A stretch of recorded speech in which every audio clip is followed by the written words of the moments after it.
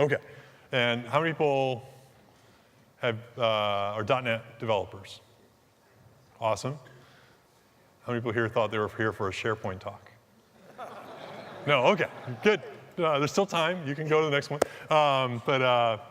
Cool, okay, well, we're gonna go ahead and get started. And hopefully, this is a two-parter talk.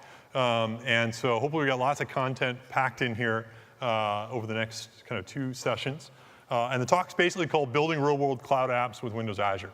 And my name is Scott Guthrie. I work on the Azure team. My email and my Twitter account are up there if you want to reach me later. With that, we'll go ahead and get started. So I have one kind of fluff slide, and then I have about 127 really detailed slides that we're going to walk through. The fluff slide here is, why cloud computing? And since you showed up for this talk, hopefully you have some sense of why cloud computing.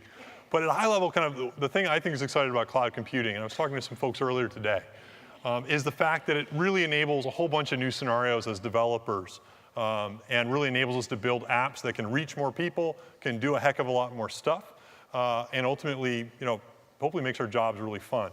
And hopefully you'll leave with that sense over the next 2 hours as we kind of walk through with this talk, some of the things that you can do with it. And in particular, what I'm going to try to do is arm you with a bunch of patterns for how you can really take advantage of it in a pretty deep way. So before we dive into the patterns, this is going to be a fairly deep talk. We got lots and lots of patterns we're going to be walking through. And my goal is sort of by the end of the talk to have caused your head to explode. But I do it in slow increments, so you don't realize it until it pops. But I wanted to start with Hello World, so that before you leave going, oh my God, there's all these things I want to learn now. I do want to reassure everyone can build Hello World with Azure. And you don't actually have to know the next 127 slides I'm going to walk through in order to actually get started. And so I'm just going to walk through kind of Hello World really simply for people that don't know Azure at all for 2 minutes, and then we're going to dive in deep and go much deeper than Hello World for the remainder of the talk. So for people that don't know Azure, you can easily go to azure.com, which is our website.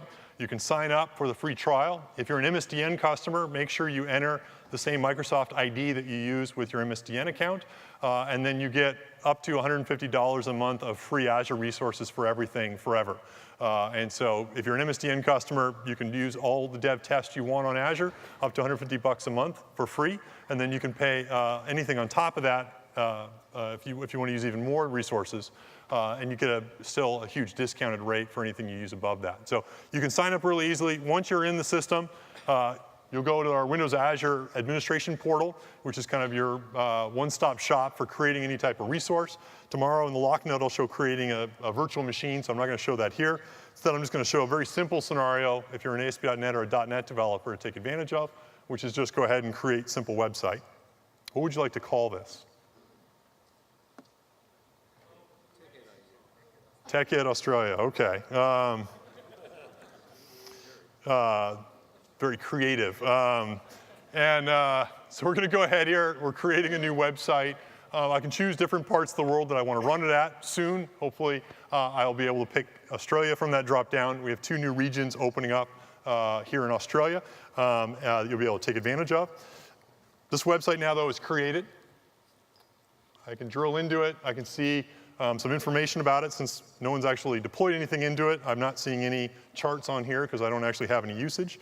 Let's go into Visual Studio and build a simple app to take advantage of it. Go ahead here and just say File, New Project. We'll call this TechEd AZ. Go ahead and I can create a web forms, MVC, web API, any type of backend I want.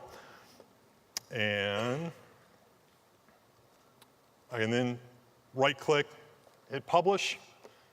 Inside Visual Studio, one of the things that we've enabled is some nice Azure integration. So you can actually directly inside the Publish dialog now, go ahead and just select your website that's in Azure that you want to deploy to. Then just go ahead and hit Publish. And literally in a matter of 20 or 30 seconds, your app should hopefully be deployed and live in the cloud. As you can see here, it's uploading. This is the very first time we're deploying this app, so it's uploading a whole bunch of assemblies in the bin directory. It's finished with that, and hopefully in about 5, 4, 3, 2, 1, it's done. And I now have a simple Hello World app running in the cloud on Azure. You saw end-to-end. In about 2 minutes, we're able to create the site, create a project inside VS, right-click, deploy to it. So nice, simple Hello World there.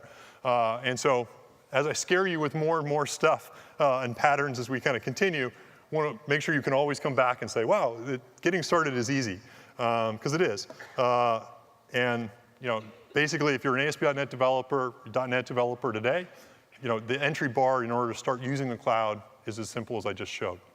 But our goal of this talk, though, is to go much deeper. And so we're going to go much deeper than Hello World and really try to cover kind of some of the key development patterns and practices that you want to start picking up so that you can really build high-volume, real-world production apps. And so what I'm going to do is introduce about 13 patterns over this talk and the next one that kind of talk about kind of best practices that you can adopt. Some of them are practices, some of them are code, some of them are architecture principles that you can start integrating into your application. You don't have to use all of them, but most of them actually apply to a lot of applications and ultimately make you much more successful with the cloud. And so the first ones we're going to talk about in part 1 will be this session. And then if I get enough time, I might steal a little bit more content from the next session. Otherwise, then part 2 is when we're going to go super, super deep. And hopefully at the end of it, you'll leave with a better appreciation how you can start taking advantage of the cloud, and again, how you can be really successful with it. So what I'm going to do here is not so much use Hello World as my case study. Instead, I'm going to use another app called the Quick Fix-It app, which is a simple app. So I'm going to load it up here. It's based on the same ASP.NET UI template that I use for Hello World, but it's called Fix-It.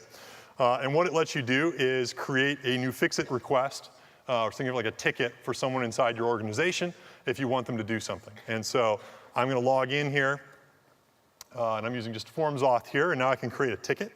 And I could say, clean my clothes. They smell. I could assign it to someone. And here is a picture of my dirty clothes. I can then create the Fix-It request. It went ahead and entered it in the system. I could create another one here, and I could say, make bed, please. Assign it to someone. There's a picture of thing in action. Anyway, I can track to see what requests I've opened, and I have opened other ones that have been fixed, that I've been testing. I can then log off, and let's say someone else wants to log in order to manage these things. Rather than use forms authentication, I'm going to enable single sign-on. I could use Google or Facebook in order to do single sign-on. In this case here, I'm going to use Active Directory and the organization's Active Directory account. So I'm going to log in as David.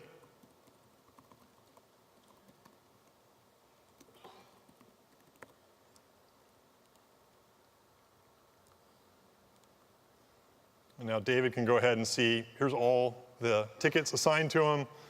There is my bed, and he can mark it as fixed, and it disappears from his queue.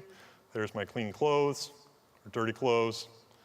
Don't worry, there's no underwear in there. There's marked it as fixed. There's no active tasks assigned to him. So very simple app here, simple workflow, where we can assign tickets. We got some data access. We've got single sign-on. We've got UI. We've got deployment. We've got web. We've got async. We've got some storage and a few other things along the way. But this is going to be the app we're going to work through all those different patterns, and we're going to kind of walk through how we built it, or how I built it, and some of the kind of techniques that I used along the way in order to make it reliable, make it secure, and build it in a cloud-friendly way that's really going to scale so that if I even threw 100,000 customers at it, I could actually survive that load and handle it well. And again, these are the kind of 13 patterns I kind of came up with that I'll walk, or 12 or 13 patterns that we'll walk through in order to illustrate the concepts. So pattern number 1. One of the things you hear often in the cloud world is a good principle that you often hear also in the on-premises world, which is automate everything. How many people here automate everything they do with their development job? How many people here know that they're supposed to automate everything they do in their development job? Yeah. We don't always automate everything, but it's a good principle to keep in mind. And it's worth asking, why don't we always automate everything? Why do we right-click and hit publish instead of actually writing a script in order to do the deployment? Why do we kind of have a written checklist of 20 things to do in the database admin tool instead of automating it? Sometimes it's because we're lazy. Sometimes it's also because some things are just hard to automate. If you want to spin up a new virtual machine, if you want to configure all the things in IIS, if you want to actually provision that virtual machine in a data center with a load balancer, that can be hard. And you could do it, but there's no single source for how do you document it or how do you actually script it all. And so we take the easy way out and we kind of have manual steps. Cool thing about the cloud is much more things can be automated. Because you're not actually running the core infrastructure and the servers, you can actually send REST calls to us, and we do a whole bunch of things for you. And so what that means is that you can actually now write scripts that do a lot more than what you could in an on-premise environment. And the other nice thing about the cloud world is it enables this sort of continuous mode where you can constantly be pushing out changes and getting feedback. And you're going to find you're going to want to do that in order to have a really nice development workflow and build the best-based applications you can. And kind of the thing you might have heard as a buzzword is this thing called DevOps, which is where you marry development and operations together. And ideally, you want to get into this nice cycle flow where you can develop, deploy, operate, and learn, and then repeat the process. Key things about this, if you want to get this nice DevOps workflow, is you need to be repeatable, you want it to be reliable, you want it to be predictable, and you want to be able to do things end-to-end with as low cycle time as possible. So from the point that you actually have an idea to the point it's in production and you're starting to learn from it, how do you have that be measured in minutes as opposed to days or weeks or years? And the key way to do that is through automation. So I showed you kind of in the hello world a little bit earlier when I went to the portal and I went create new website, and then I went into Visual Studio and I downloaded the publishing profile and I right-clicked and I hit publish. That's an example of a non-automated workflow. And it's fine to do that for learning, but in general I'd recommend is if you're going to really use the cloud, invest in actually writing scripts to do everything I just did so that you can always, again, do it in an automated way when you need to do it in a really fast and repeatable way that you know is always going to work. And so what I thought I'd do here is just kind of walk through a simple project, even before we get into our fix-it solution, that kind of illustrates a little bit about what I mean. So I call this automated hello world. So it's the same MVC4 project template that we created in a manual way. But one nice thing, or one change that I kind of did with this is you'll see that there's a little solution items folder at the top where I've basically checked in a couple of PowerShell scripts into my solution. And you can see here, I've got one called Create Azure Website and one called Deploy Azure Website DevBox. And what these are simple PowerShell scripts that look like so, which basically automate everything I need to do in order to stand up a new application environment for the project I'm working on. And so basically, the way to invoke this is just from a command that just says create Azure website, give it the name of the site, pick where in the world you want to run it, and then you can pass in a little database password if you want to. And then you can see there's a couple helper functions here, but conceptually, what I'm doing here is basically just automating everything that I just did and then some. So you can see here that I create a new website. So instead of just going through the portal and saying new website, I call a PowerShell command called new Azure website, where I pass in those locations. I'm also creating what's called a storage account, which we'll come to a little bit later on in the talk, where I can go ahead and store my images. And I'm creating a database and setting up a firewall rule for my database. And then the cool thing I'm doing is I'm specifying all the app settings parameters that I want to use for my website. So these are kind of secrets or connection strings, in the case of connection strings. And then all I do is just restart the website when I'm done. And then voila, I now have a website, a storage account, and a database fully automated. And I can literally just run from the command line. And within about 90 seconds, I can have everything I need in order to actually deploy this Fix-It app up and running in a fully configured way. So that's kind of how I can create it, rather than kind of walk you through it, just sort of trust me, it works. The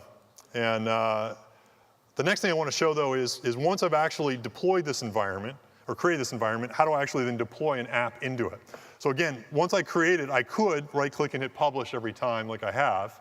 And that works, again, for simple hello world scenarios, but it's going to break down once I start introducing data schema changes, or when I do storage, or when I do load balancer rules, or a variety of other things. And if I'm doing it manually, there's a chance one of any number of times that I'm going to screw up one of those steps, and I could have an inconsistent state. And so what I can do is instead, again, write another PowerShell script where I basically can just say deploy my project file, And you can see here what it's basically doing is building, using MS Build, the actual project itself. So there's the MS Build command. And then basically, I'm just publishing it to that website. And at the very end, I just go ahead and launch a browser that points to it. And so as an example here, if I go to Automated Hello World, what would you like the About page to say? Silence. In Oz. There we go. So we can go ahead and, again, I could right-click and deploy it, or because I have an automated script, I can just go ahead and, oops, my cursor's right, kick this off. This is, again, automating everything in terms of doing the building, the packaging, the diffing of the site. And what I should see in, again, about 5, 4, oh, there we go, is done. And so basically, my site's now deployed. We've even rebooted the site for kicks. That was all it took for me every time I make a change now in order to actually deploy it in a completely automated way from the command line. And the beauty here, again, now is I can make the script as complex or as simple as I want. If I want to do database schema changes, if I want to actually do more complex stuff, I can introduce that now in that workflow and know that every time I want to do a deployment, with one command, I can go ahead and kick it off, and I can make it completely repeatable every single time that I do it. So go ahead and invest, take a look at automation. One of the things that we're doing around the product to try to make this simpler, one is invest in actually having a bunch of really great scripts you can download, like the ones I showed, that just work for common scenarios. The other thing you're going to see us do increasingly in our dev tools is set it up so that we'll still have the nice right-click gesture commands, but rather than kind of just do it black magic behind the scenes, actually have the option where we can say, do you want us to generate a script for what we just did for you, and actually check it into your project, so you can actually easily generate with the same behaviors that you know inside the IDE. You can actually completely automate it, and again, have full flexibility. We hope we have the balance of both simple ease of use, but also, again, full power as you do it. So that's pattern 1, highly recommend. You'll find the more you deploy, the more you're going to want it automated. And again, the fewer issues you're going to run into when you actually completely automate it. Pattern 2, source control. Use it is kind of the first principle. I did this talk once and someone said, but I don't use source control. And I said, okay, we'll just add that first bullet, use it.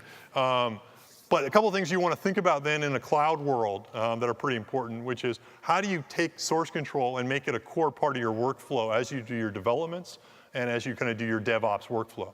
One key thing that we kind of evangelize in the cloud is treat your automation scripts as code. So I just talked about pattern 1, which is automate everything through scripts. Pattern 2 with source control is check those scripts in with the code.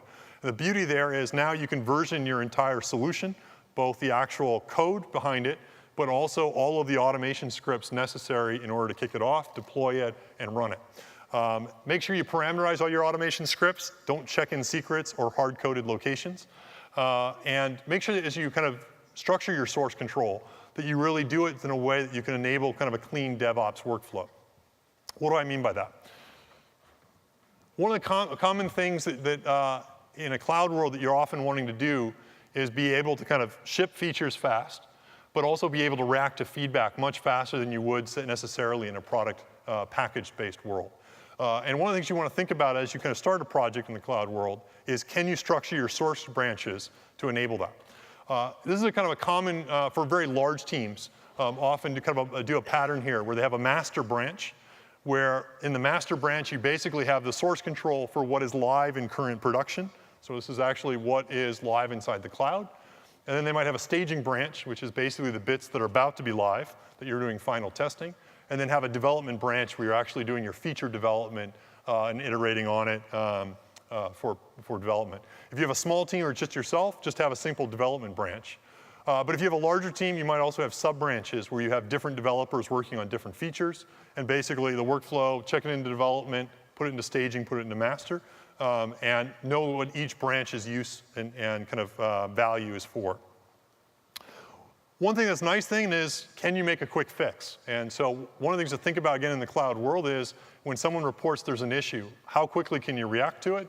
One thing that's nice is can you go ahead and easily with your branching structure create a branch where you can do a hot fix or a quick fix, without having to worry about a whole bunch of features that are checked in. And so a nice thing about kind of a structure like this is it makes it really easy for you to say, let me start with staging or just start with master. Take that version of the source code. I know that master is what's in production. Make that quick fix, check it in, blast it out, and you can sometimes, literally in a matter of minutes, have a fix for a live production issue that your customers are reporting. But if you just have one source tree, or you have features and you have the live code all intermixed, you're going to find it much harder, and that time-consuming effort in order to finally test it is going to cost you when you have an issue or a site's down. How many people here have a source control system set up like this?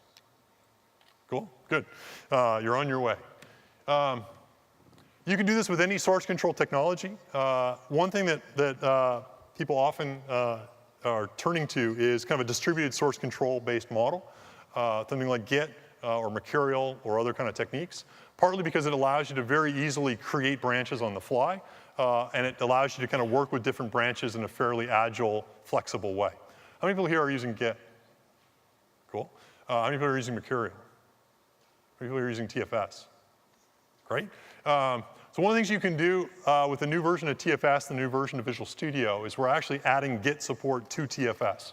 And so what that means is you can use TFS not only as your source control system, using the traditional TFS model, along with your project and build and test management, but you can also, if you want to, alternatively use Git and get distributed source control on your TFS system. So you can still use TFS for project work items, for testing, for builds. But if you want to, you can use Git then as your source control mechanism. And with the new version of Visual Studio, there's pretty nice Git tooling support that's actually built in the Solution Explorer that lets you actually work with things. So for example, I have this project checked in under source control. We changed this to be silence in Oz. I can go ahead and commit and say, change string. And what you're seeing here on the right, some of the new built-in Git tooling support. And so, this change was now just checked in with Git, all again, directly within VS. If I want to and create a new branch, I go ahead and we'll call it feature 2. And I just created a new branch inside my Git repository for this feature 2 branch. I could change the silence, or let's say noise, in Oz. And I could go ahead and check this in.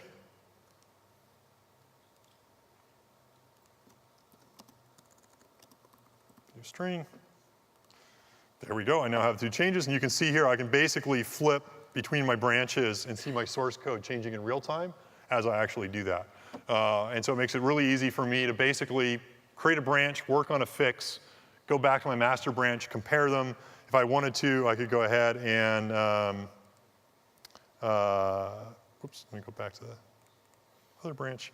If I want to go back, say, to my feature branch and compare it to master, I could go ahead and view the history or compare the two. If I make another change there, I could go ahead, compare with modified, full diffing support is now included. Again, makes it really easy for you to go ahead and manage all your different branches, make changes, and again, iterate much faster. This isn't the only way to do it. You could use it with TFS. You could do it with Mercurial. My suggestion, kind of pattern 2 here, is do it with some source control system. Think about your branches. And if you automate everything, you have good source control, you're going to find that you can actually move much, much faster. Pattern 3 then ties it all together, which is how do you enable continuous integration and continuous delivery for all your cloud projects? How many people here are using continuous integration? Cool, a lot of people are. The thing, for people that don't know what continuous integration is, it means several things, but one of them is, how can you actually, when you do a check-in, automate running your functional or your unit tests? How can you automate sometimes your acceptance tests? And how can you kind of have a completely automated build environment where you can catch issues early from a quality perspective? That's great in a cloud world. Sometimes you can go one further in the cloud world or in the production world with something called continuous delivery, where you actually not only just run unit tests, but you can actually deploy your app into an automated environment that you can actually do much deeper testing on. And if you want to feel bold, you can even automate it into a production environment, assuming everything passes.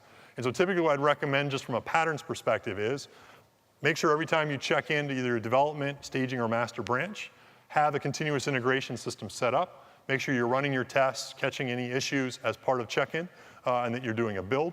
That script that we walked through earlier where we could automate creating a new environment from scratch in a completely automated way, integrate that into your continuous integration environment.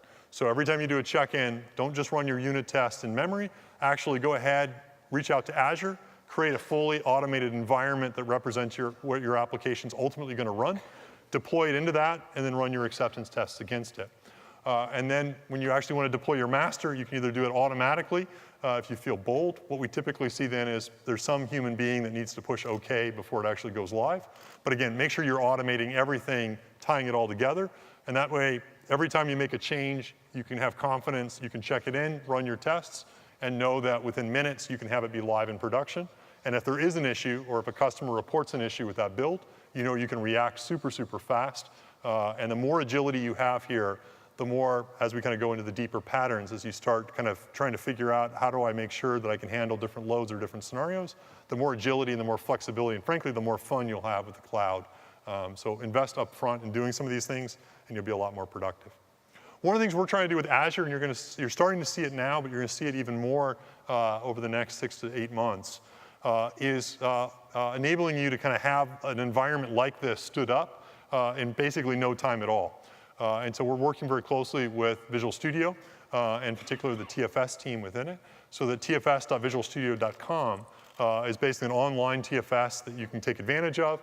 And every time you create a new project, everything I just walked through, from the automation scripts, the source control branching, to a continuous integration environment that'll do build, testing, and deployment, you can basically get out of the box, and it makes it very easy for you to go ahead and stand up and build that type of environment and take advantage of it for all your team projects. And in addition, some of the things I didn't talk about yet today are things like the ability to do project management, load testing, et cetera. That'll also be integrated that you can take advantage of as well. So that's a little bit about just sort of standing up your environment and basically getting kind of the basics going in terms of having an automated workflow that you can go ahead and work with. Now let's go ahead and dive into some more of the programmatic and the API experiences and some of the best practice patterns that I kind of recommend that you take a look at. This particular app we're going to work with, this Fix-It app, is basically, it's a web app. There's a lot more to it than just purely web, but it starts off as a web app. And so what I thought I'd do is just from a patterns perspective, walk through some of the web development best practice patterns that I recommend, and how you can take advantage of that using Windows Azure. First pattern here, it's kind of makes sense, and it's kind of been what a lot of people have been preaching for a while, but it sort of makes even more sense in the cloud world, which is try to make sure that your web tier is stateless, and the way that you implement it is not by trying to scale up on a single machine, but design your application so that you can scale out across multiple front-end web servers, and they're stationed behind smart load balancers. And so as you need more capacity, you basically just bring up more servers, and you can elastically scale up or scale down based on the actual load that you need. And the second bullet I'll talk more detail about is try to have your scale-up logic not be hard-coded, but rather be dynamic.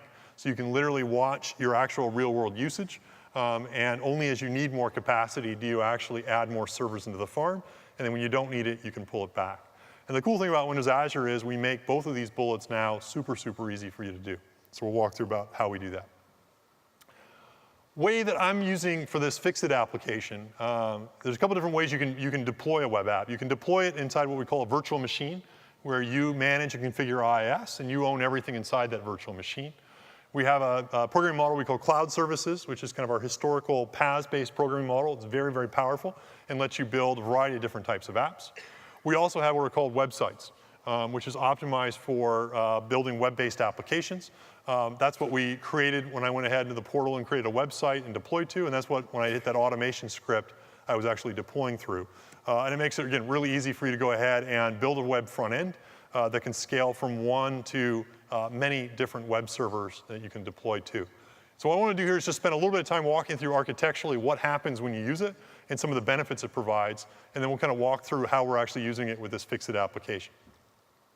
So what I have is with Windows Azure websites, it's backed by what's called a service. So it's a service that we run where we actually manage all the machines for you. So we patch them automatically for you. You don't have to manually TSN or install a patch or do anything. And as part of this service, there's several kind of logical different components that are built in. One are the actual virtual machines running IIS, where your code's going to run, but also load balancers and a deployment service that are going to handle some of the other operations for the site as well.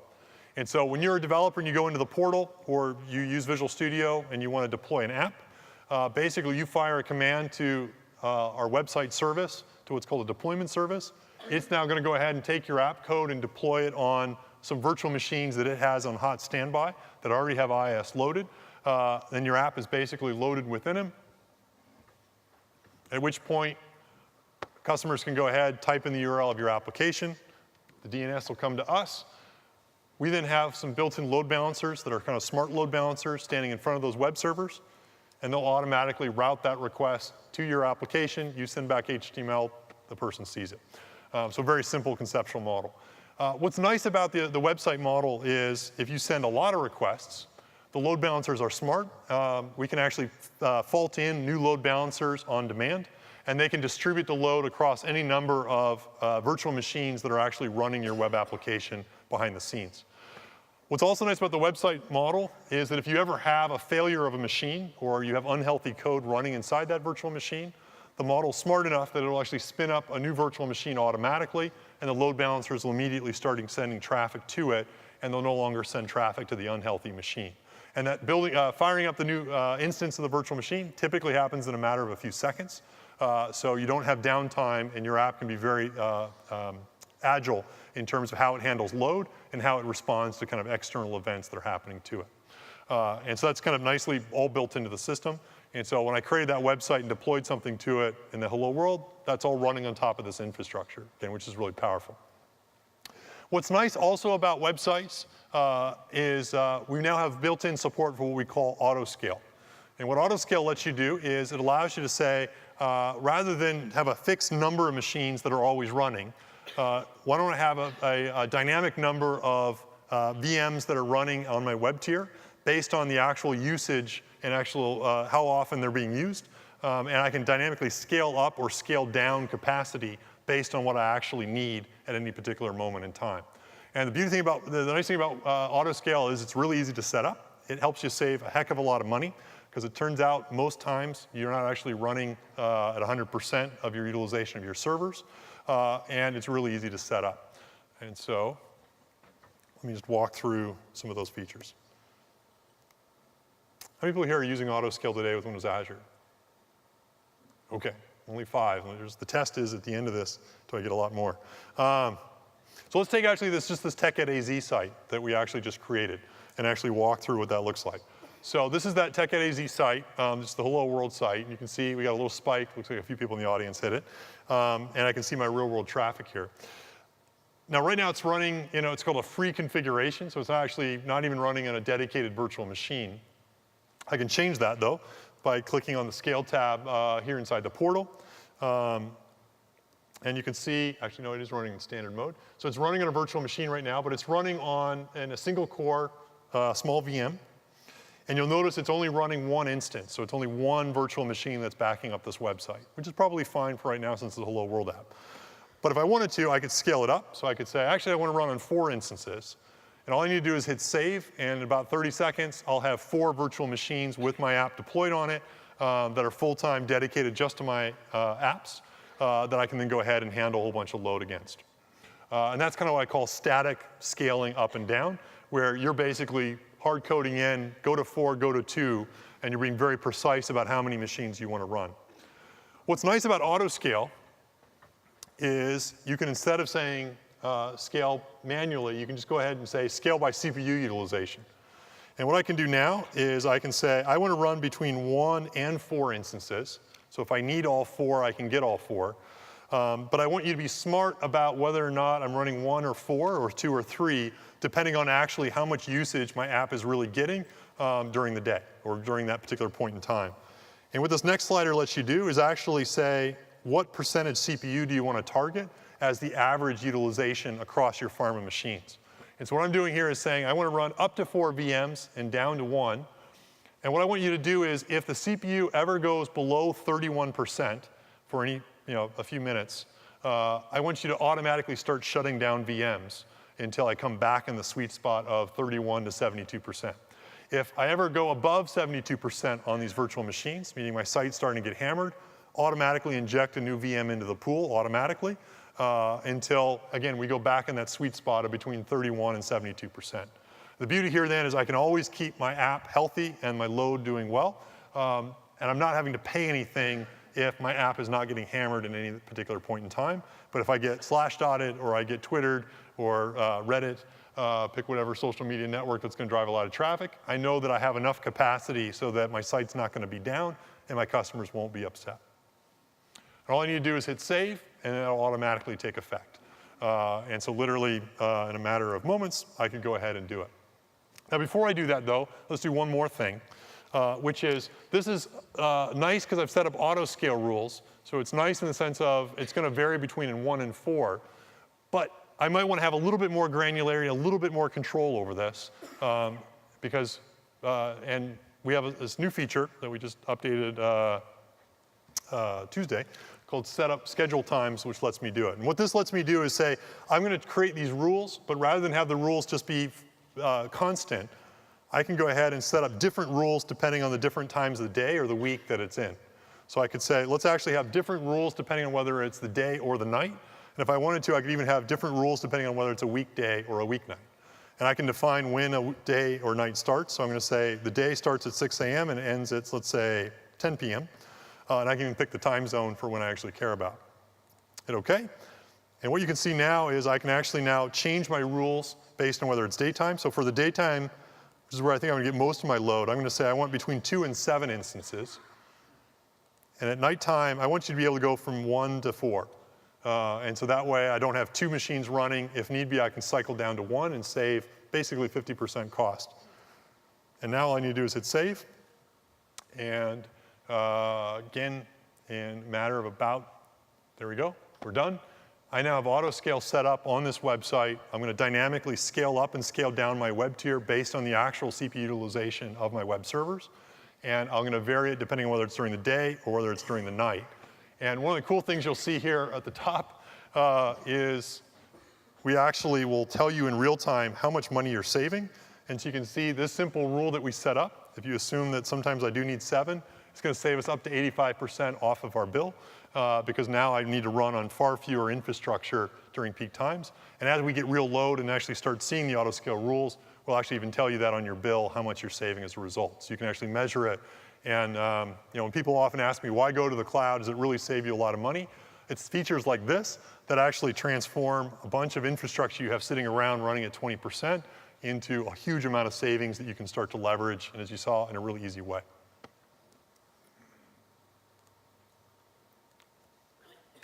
Other things on a web tier front end to think about from a best practices perspective. Avoid using session state if possible. We do have what's called a cache provider. So if you need to use session state, we do have a nice way you can use session state now inside Azure. But in general, the more stateless you can keep your web tier, the more you're going to be able to scale up and scale down elastically really easy. And if you ever need to get to hundreds of web servers, not having any state is going to be a key way to do it. Other things to take advantage of is what's called the content delivery network. So wherever possible, don't actually have to have all your images or all your style sheets or your JavaScript come off of your web server. Try to push it out to the edge so that they're actually positioned close to your customers and they're being pulled from what's called a content delivery network. Azure has a content delivery network. We also work with other content delivery networks. It's a great way, just in general, to improve your web dev performance. The other thing then to take advantage of is the new .NET 4.5 async support, which you can use to avoid blocking calls within your applications. And what that's going to let you do is actually run your web servers at far less CPU utilization and get a lot more throughput out of them because you're by not blocking a bunch of threads and not basically stalling those web servers from processing requests. How many people here are using async today, the .NET async support? Great. In this app, this Fixit app, we'll walk through the code in just a little bit. I'm using async pretty heavily. So for example, I have a dashboard controller, which is the thing that shows the list of all of the Fixit requests. It's just an MVC controller, so it's deriving from controller. You no longer need to derive from async controller with the latest version of MVC. I then basically have async tasks that are exposed as actions, or actions that are async tasks. And basically all you do is just apply the async keyword and return task of action result as opposed to just returning an action result directly. And then you can basically see every time I do any data access code or any storage code, or pretty much any code anywhere inside my application, I'm basically using the async pattern there where I call await on it so that I'm actually flowing the async token all the way down into the system. This is an example of some data access code we'll talk about a little bit later. So this is my fix-it task repository that I'm using from within my controller. And what you can see here is the find task by ID call that my controller is calling. I've also marked as async. Now, you can do this today with the EF that ships as part of ES 2012. The downside, though, is that prior to EF6, you couldn't actually make async database calls because the actual entity framework and a lot of our data access APIs didn't support async itself, which kind of unfortunately defeated the purpose of async for a lot of scenarios because if your data access is synchronous, it doesn't really matter if your controller actions are async because they're all going to block on it. What's cool about EF6, though, is you can now just go ahead and create standard context, and you can now go ahead and perform async tasks against it. And what this means now is all the way down from my load balancers to my website, to ASP.NET, to my controllers, to my repository, into the EF and into the database, I'm 100% async inside this scenario. And I'm never blocking on anything, even on the database, as I do any calls or make any requests. This stuff works not only with things like inserts and things like that, it also composes really nicely with LINQ. And I think this is pretty freaking cool because you can now go ahead and write LINQ queries. You can say toList async, and the whole query against the database will be completely async. And again, you're never blocking any threads within your web server or within your web application. Ends up being kind of a really powerful way to build apps and a nice way you can build super scalable apps at that. So enough of the Hello World app. Let me actually load up here my Fix-It app. And I'm going to show just a little bit in terms of that Fix-It project that we've been walking through, how I've structured it inside BS. So I have the same automation scripts that I walked through earlier for this Fix-It code. I then basically have a logging project, a web project, as well as a persistence project and a test project. And so basically, what I'm doing here is for things like my task controller and things like that, I basically just have standard MVC4 deriving from controller. I have a task repository, which we'll talk about a little bit later on for all my data persistence. And again, I'm using async everywhere inside this, so I'm never blocking the I/O thread of the web server anytime I do any of the calls. The last thing I'll just mention here is I am using dependency injection. And so things like my task repository and a photo service and logging and other things that you'll see a little bit later on are all being passed as constructor arguments to my controller. And the way I'm actually implementing that is using a dependency injection framework here. And so all I do is inside ASP.NET, I'm simply registering those three interfaces with an implementation. So it makes it easy to test, very easily swappable, ends up being a pretty clean architecture. And again, it's async all the way through. So that's a little bit on the web dev side. Let's now talk about single sign-on and security. So if you remember from that simple example that I gave, you could log in using forms authentication, using a membership database within the application. And if you remember, I also then supported this model where the user could go ahead and log in using a page like so, which basically uses their Active Directory credentials that they might have within, say, their intranet-based environment. And one of the things you might be wondering is, how did we integrate this sort of single sign-on into a web app that's deployed outside our firewall in a public cloud environment? And that's kind of what I'm going to talk about right now.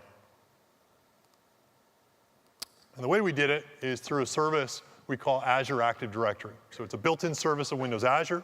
It basically lets you run Active Directory in the cloud, and it makes it really easy to run either standalone in the cloud, or what makes it kind of differentiated is you can integrate it with Active Directory running in your on-premises environment. And what this enables you to do is very easily integrate single sign-on within all your apps. Within Azure Active Directory, we support all of our authorization and authentication protocols using open standards. So we support things like SAML tokens, WSFed, and OAuth. It makes it really easy, again, to both use inside your application and then, more importantly, integrate an enterprise security model end-to-end throughout your architecture. So if you're familiar, how many people here have Active Directory on premises today? Yeah, most enterprises do. If you have Active Directory, you're used to kind of this model where you got users that kind of authenticate when they go to their applications or access the infrastructure. What we allow you to do with Azure Active Directory is create a directory in the cloud within Azure. And you can either have it be standalone or you can actually connect it to your on-premises directory so that any of the users that get added to your on-premises Active Directory will automatically show up in the directory in the cloud. And so anytime someone gets added, anytime someone's account gets suspended, anytime someone gets added into a new group, we can actually have that reflected automatically in the cloud without anyone having to take manual interaction. And what that means then is all your apps and your users, whether they're running inside the firewall or outside the firewall, can now sign in to applications, whether they're running in Azure or even running in third-party apps or third-party clouds somewhere else. And you can basically use the same Active Directory-based security architecture and again, flow it everywhere throughout the end-to-end system. Ends up being really powerful, and the other cool thing is everything I just showed here is free. So if you have Active Directory on-premise, you can actually enable all this today at no cost. So let's see actually how we do that. So within Azure, we've seen a bunch of different services that we've used. We've created websites, and I mentioned a few other ones. If you scroll down the list here inside the admin portal, you'll see a tab here called Active Directory. And what this lets you do is if you don't have one already created, you can create a directory. Now, I foolishly named my directory Scott Guthrie, which I didn't think about, which is confusing because it sounds like it's a user. I actually have a directory tenant called Scott Guthrie. And then if you click it, you'll notice I actually have a user inside there called Scott Guthrie as well. Think about what you name it before you do it, would be the lesson. But basically, what I have here is literally a directory. You can create one in about 30 seconds.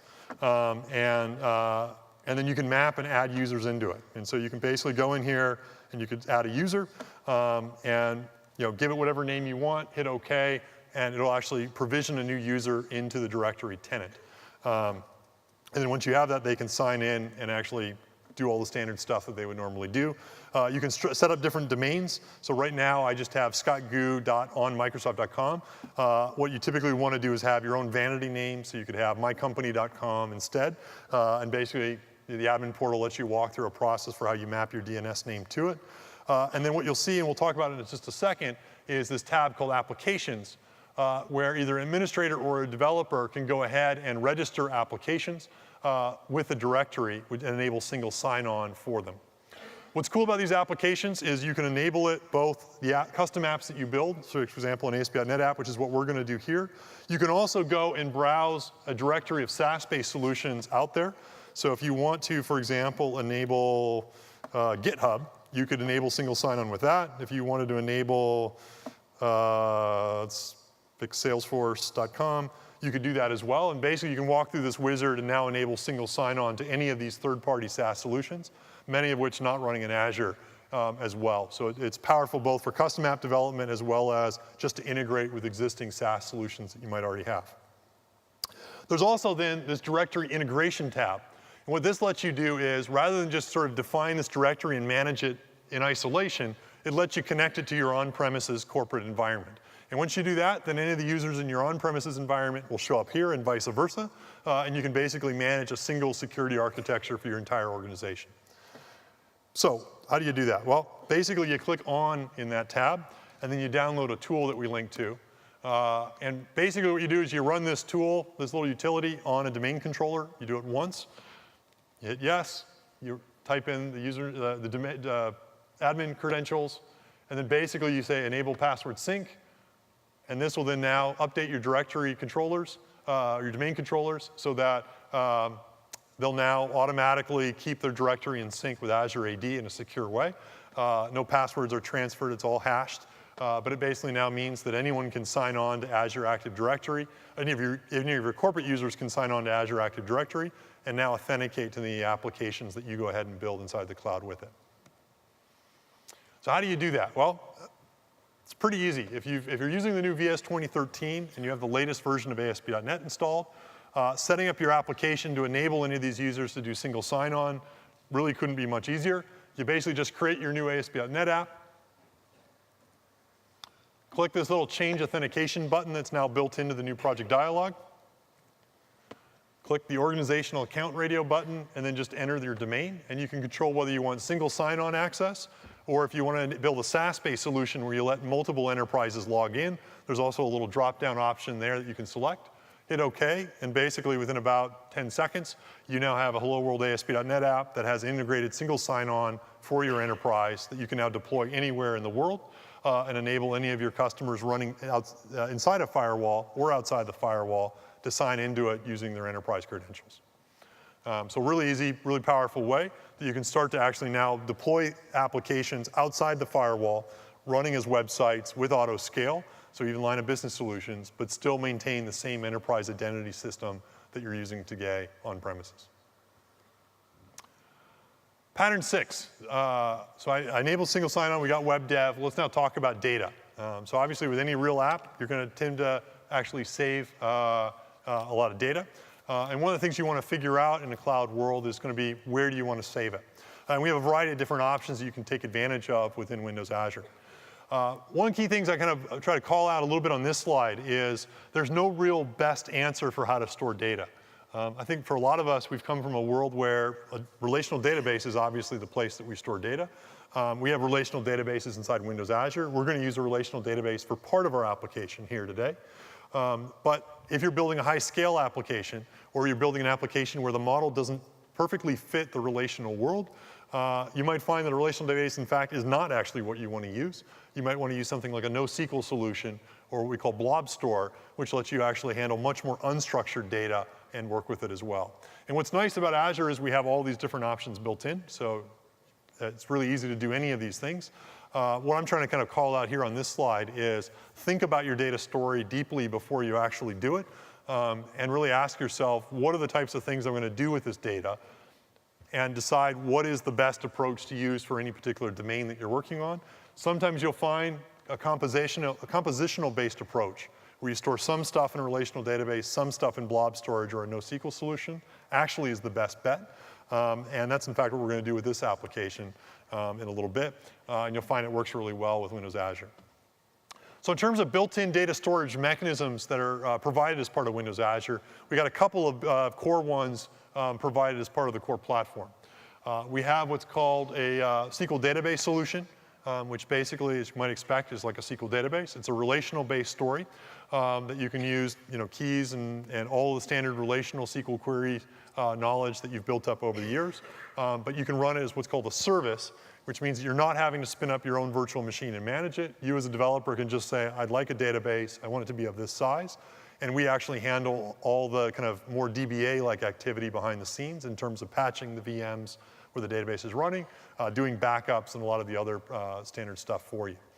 We also then have what's called a table store, which is a NoSQL kind of key value store, which allows you to store data. Nice thing about our table storage, it supports up to 100 terabytes of data. And so it's very scalable. You can store lots of stuff in it. And you can take advantage of it that way. We also then have what's called a blob storage system in our PaaS architecture, which you can sort of think of as unstructured files. And again, you can go ahead and store literally petabytes of blobs in our blob storage system. And we can give you a URL to any of them. So if you want to expose them through HTTP to the web, you can, or you can keep them secure and make them only available to your application. All three of these options are what we call platform as a service-based approaches, which again means that we're doing the patching of your VMs. We're doing a lot of the management behind the scenes for you. And that means that you can focus more on your application as opposed to having to worry about the infrastructure itself. Now, if you want to do something completely custom, we also then have what's called infrastructure as a service, which basically means you can just spin up a virtual machine, run either Windows or Linux, and you can deploy whatever data store you want within it. You can do full SQL Server inside there. You could do MySQL. You could do Postgres. You could do Redis, React, RavenDB, Mongo, Couch.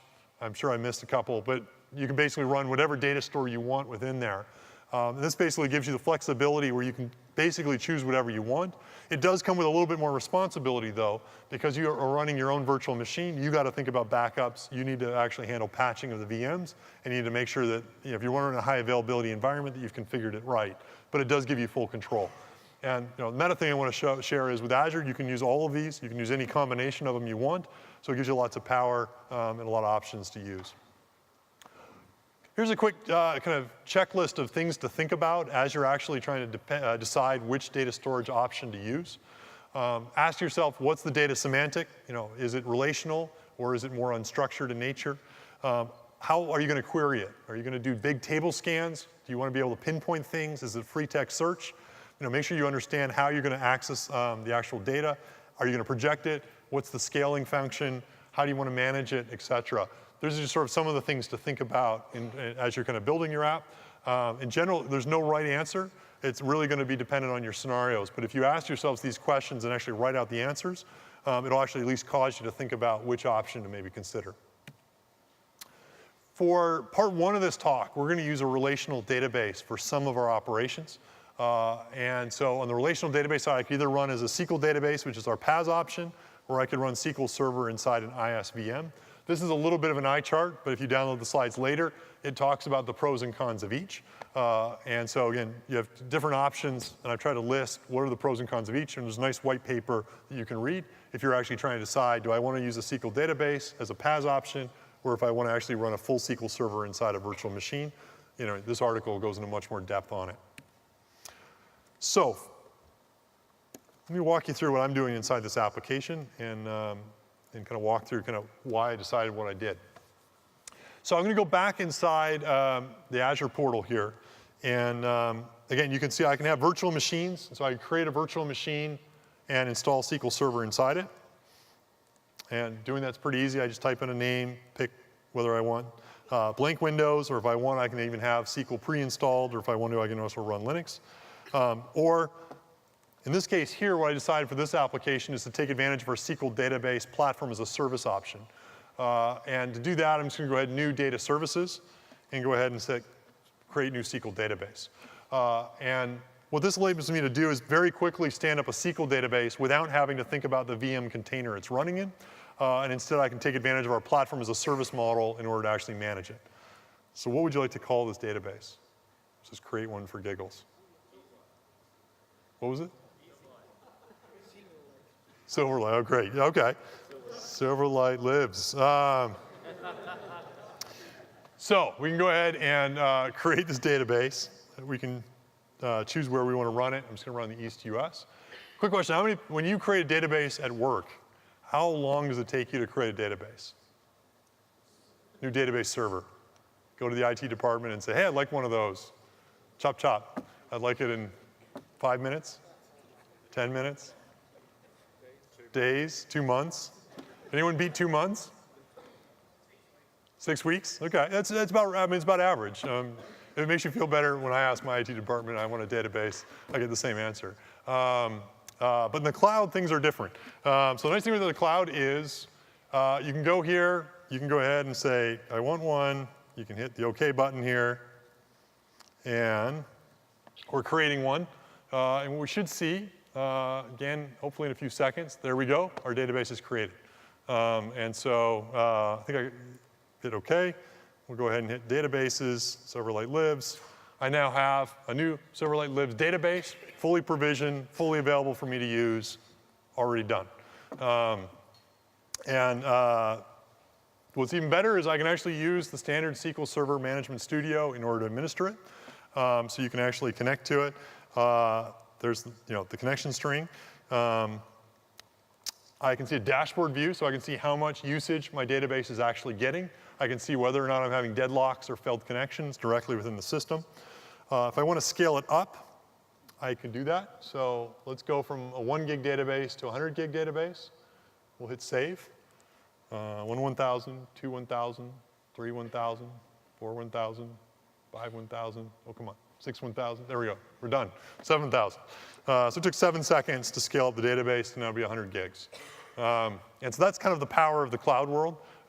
If you're a developer, hopefully that got you excited, because you can now create one of these, or you can create 1,000 of these, and very quickly stand them up anywhere in the world, and basically be able to start taking advantage of them kind of in a fraction of the time that you normally do today. And everything I did here automated through the command tool. Remember that script that we talked about earlier when we created and stood up our environment? This is what I did there in order to automate the whole thing command line wise. Basically specified all those parameters. I even set up a firewall rule with some IP address ranges and went ahead and created it. So again, everything I did through the admin tool, you can absolutely automate in a completely scripted way. The other nice thing is I'm only paying for what I'm using. So if I actually don't put any data in this database, I don't get charged for it. And if I decide, actually I want to go back down, I can do that. And again, in about 7 seconds, I'll have shrunk my actual database server down. I'm not having to pay for it anymore. And if I delete it, I'm not paying for it at all anymore either. So again, really easy, powerful way. You can go ahead and scale things. You can go ahead and change things. And you can basically manage it in a pretty easy way within your system.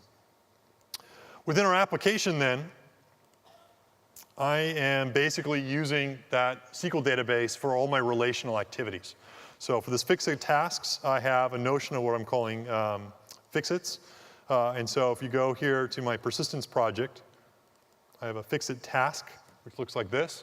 I'm using Entity Framework code first. So I'm basically just using POCO objects here, where I have a class or type with a bunch of standard properties. I then have Fixit context object, where I basically just expose the Fixit tasks on it. And then I just wrapped it around an interface Fixit task repository where I'm actually doing the real code. And this is standard EF. There's a whole bunch of trace statements here. We're going to talk about that in part 2 of the talk. But you can see basically I'm just doing standard EF link-based queries against this. It's now going against my SQL database, running as platform as a service, and away I go. What's nice about the SQL database option, in addition to being really fast to set up, is we basically make sure that your database is running on 3 logical servers, so that if one of the servers crashes or we need to upgrade or patch it, we have 2 other copies of it that we can go ahead and run your database against. So it provides kind of a high availability solution. You don't have to worry about downtime for patching. We do all the patching for you. And we do provide backups. You can also take advantage of what we call exports. So if you want to, you can also go to the Configure tab on your database, and you can set up an automatic export rule so that you can actually export your database, say every 7 days or every 1 day. You can pick the time. You can even say, save it for 30 days. Make sure you always keep at least 1 copy. And you can pick what blob account you want to save it to. So it gives you a nice way. You can kind of package up an exportable, transactionally consistent copy of your database on whatever schedule you want. Again, just hit save, and it's completely automated for you behind the scenes. So again, one of the nice things about the cloud world is it takes a lot of this administrivia out of the equation. And as a developer, really enables you to work a lot faster and be a lot more productive. So let's keep going. Any questions actually so far in terms of what I've done? I need to keep going, or I can do 10 minutes of questions before part 2. Yeah? Can you integrate Office 365 if it's not synchronized directly on premises to Active Directory in Azure? Office 365 and Azure. Yeah, so the question here is, can you integrate, I showed single sign-on as part of the login scenario. And I talked about how you have on-premise Active Directory, and you can synchronize it with Azure Active Directory and do single sign-on that way. The question here is, what if a customer has Office 365, but they don't have an Active Directory on-premise? Could I synchronize my Azure Active Directory with Office 365? Got the question right? The cool thing about Azure Active Directory is it's actually Office 365's directory. So you actually don't need to synchronize them because they are the same thing. And so every Office 365 customer that's signed up, even if they're just a small business with no on-premise infrastructure at all, actually already has a tenant inside Azure Active Directory. And so you can now build single web apps or mobile apps and do single sign-on against it. And so yeah, if you're a consultant or you're working with small businesses that want to integrate custom applications or your own SaaS applications, the beauty is you can use Windows Azure super easily to do that. Yeah. Any other quick questions or I keep going? Okay. Yeah. No.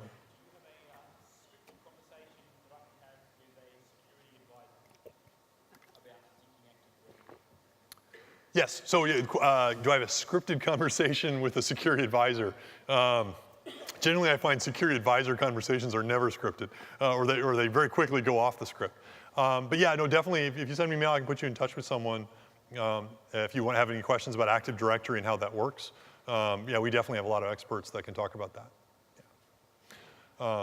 Yeah. Question is, can you front Azure AD with ACS? For people who don't know, ACS is an access control service that we provide on Azure. Right now, they're slightly separate, but what you're going to see is ACS will actually stand on top of the directory. And so in the future, you'll be able to do ACS on top of Azure AD directly. Right now, we don't directly support that, but that's sort of on the roadmap coming. So I'm going to keep going a little bit now and talk about one more pattern before we break. And then we'll come back in part 2 and go deeper into a lot more patterns. This pattern is basically what I call data scale and partitioning. How many people here have ever built a super high volume site only to watch it melt? Yeah. This is sort of one of the things in the cloud world here that I've shown you in part 1 is hopefully, hey, it's really easy to go ahead and create stuff. I can create a database, create a website, I can stand it up, life is great. And you might also be thinking, hey, now that I can scale out my web tier as much as I want, I can now just say, hey, go from 0 to infinity on my web servers, and I can just scale out as the load comes. And if only it was that simple. The challenge with that is your web servers are absolutely going to be able to scale out, but if all your web servers are hitting the same database or the same data store, what you're going to quickly find is the bottleneck in your application moves from your front end to the back end.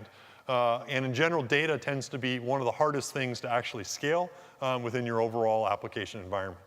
And that's hence this pattern here, which is think about ways to make it scale, and as you're structuring your data, think hard about the different approaches you can use so that when your load comes big, when you actually have your Twitter moment and everyone comes and uses your site, it doesn't grind to a halt or crash or seem super slow, and you can actually handle that load. And one of the things that I kind of put up on this pattern here to think about are what I call the 3 V's, which is to think about with data storage. And these are best thought of before you actually write your code, and even better before you actually deploy your application. Because if you think about these as your customers are calling in complaining that the site's too slow, you probably have thought about it a little bit too late, and you're still going to have unhappy customers. And this is basically volume, velocity, and variety. So basically, how much data are you ultimately going to store? If you're convinced, absolutely, we can never store more than 100 megs of data or more than 10 gigs of data, great. Then there's a bunch of things you can do from a data storage perspective in order to hit that load. If, when your app gets big or goes viral or you get thousands or millions of customers, you might eventually have terabytes or petabytes of data that you ultimately need to store. You really need to think about that up front because that simple one server database is going to fall over when you try to actually put that much load on it. What's the velocity or rate of growth that your data is going to grow? Is it going to be completely random access, or does it grow in kind of sequences of data? You know, think of Twitter as an example. Most tweets, the way Twitter typically works, they have cold tweets that they might use for data mining or analytics, but that no one ever gets access to because they don't expose it through their APIs. And so even though they're accumulating petabytes of tweets, the actual hot tweets tend to be only what's in the last, say, 15 minutes or 2 hours. And that velocity, they need to design their data access patterns very differently because the access patterns are going to be very different based on the lifetime of that data. Hot stuff's going to be very, very hot and very fresh. Cold stuff is going to be accessed very infrequently. Again, that's going to lead to a very different data storage pattern. And then variety. What are the types of data you're going to store? Is it relational? Is it images? Are they kind of key value pairs? Are there some kind of social graph where you actually traverse graphs? Understanding that is also going to change your data story considerably. Wherever possible, scale out your data by partitioning it. We have lots of big machines that you can rent within Azure so that you can actually scale up to a certain degree. But there's always going to be limits in terms of how high you can scale up in terms of data capacity. And this is true for all cloud providers. What you really want to try to do is if you think you're going to have lots and lots of volume, design up front to scale out by partitioning the data into different chunks so that you can just keep adding servers and actually horizontally scale out your infrastructure in kind of a sharded way.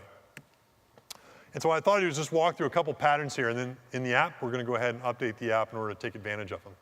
So there's a couple different ways that you can actually partition your data. And right here, I'm just using sort of a simple table just to kind of, since this is a nomenclature a lot of people coming from a relational model know to think about. I'm going to walk through kind of 2 different patterns and then a hybrid pattern you can use. This first pattern is what I'm calling vertical partitioning, where I have a bunch of rows of users and I got a bunch of columns.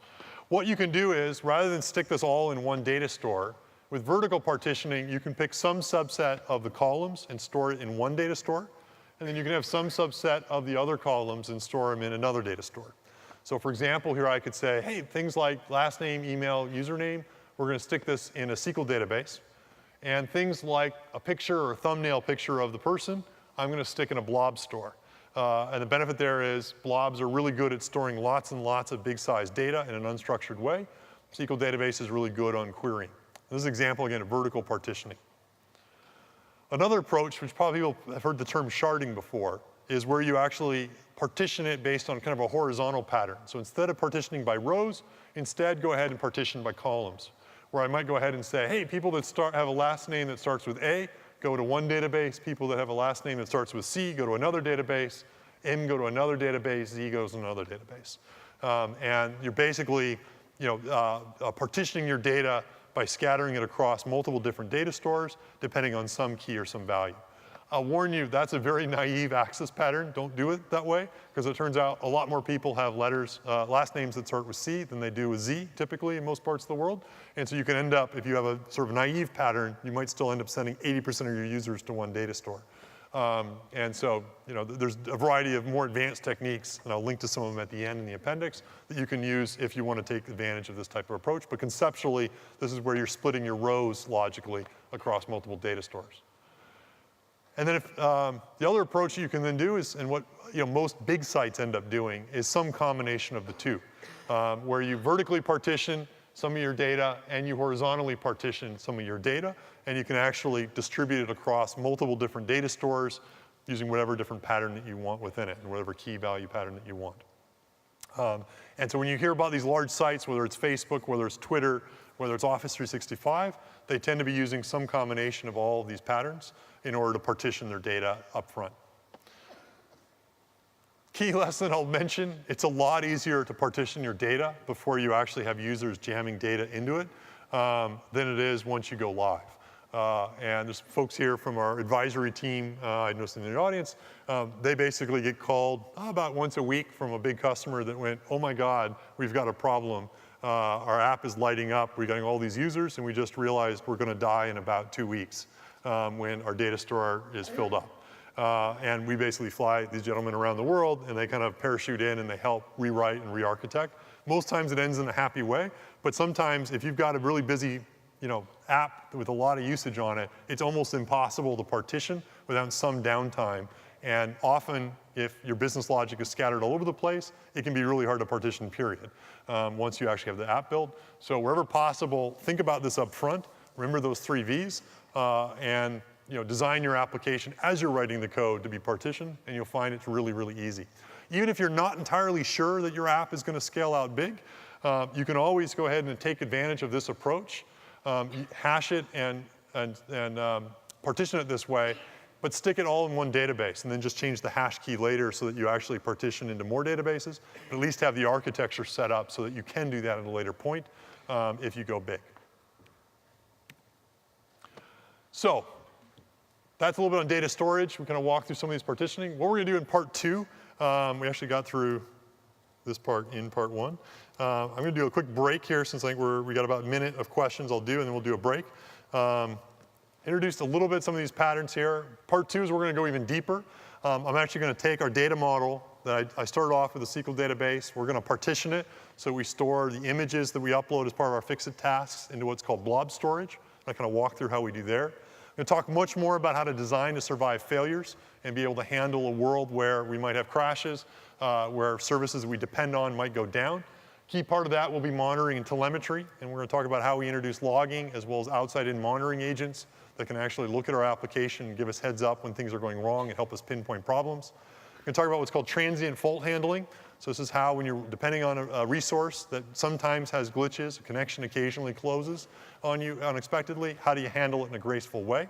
We'll talk about distributed caching. So how do we not hit the same data sources each time so you can actually cache it more in memory and take advantage of our distributed cache. And I'm going to introduce something called the queue-centric work pattern, which basically allows you to do operations on things even when things fail, and let you handle big spikes and other types of failures. So a lot more depth in part 2, but we're going to build on top of the patterns in part 1. Hope the ones in part 1 were useful in terms of getting you started. We'll go deeper in part 2.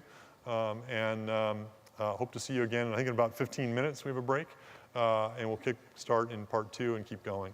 So thanks a bunch.